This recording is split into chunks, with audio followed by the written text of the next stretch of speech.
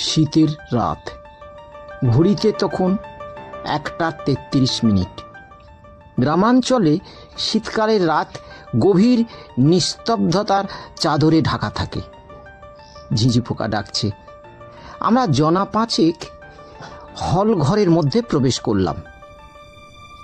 1 acre জায়গার মাঝখানে এই হলঘর, চারদিকে নানা রকম গাছপালা। দিনের বেলাতেও সূর্যের আলো ভালোভাবে ঢুকতে পারে না। আমরা হলঘরের ঢুকবার সঙ্গে সঙ্গে দরজা বন্ধ করে দেওয়া হলো। এই ঘরের কোনো জানালা নেই, শুধুমাত্র একটা ছোট্ট দরজা। হলের শেষ প্রান্তে পাতা আছে একটা ছোট্ট টেবিল আর একটা চেয়ার। কুলুঙ্গিতে জ্বলছে বিশাল একটা মাটির প্রদীপ।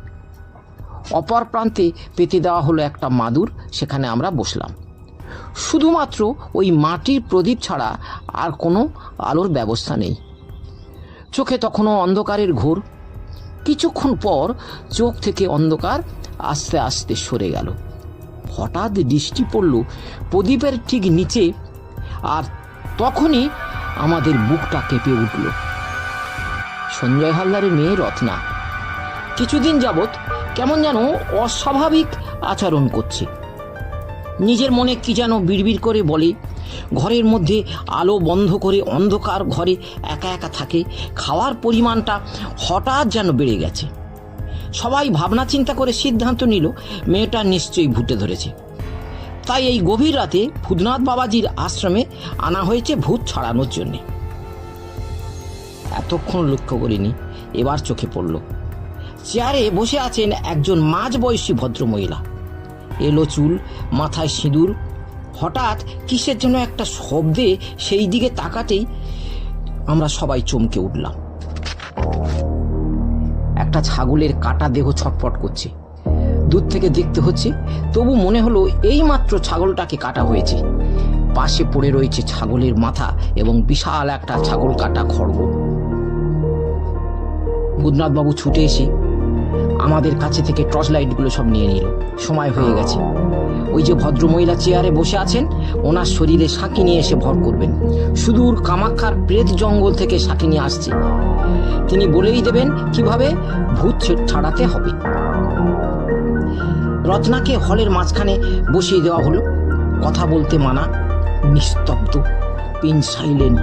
একে অপরের শ্বাস প্রশ্বাসের শব্দ শোনা যাচ্ছে।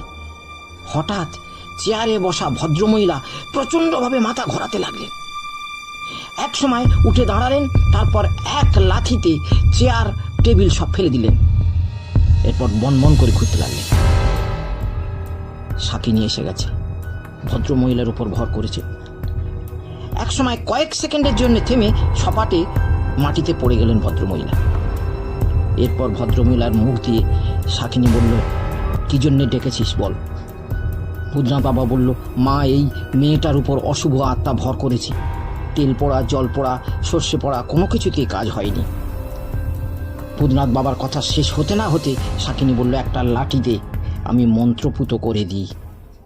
এখানে গল্পটা থামাতে হচ্ছে।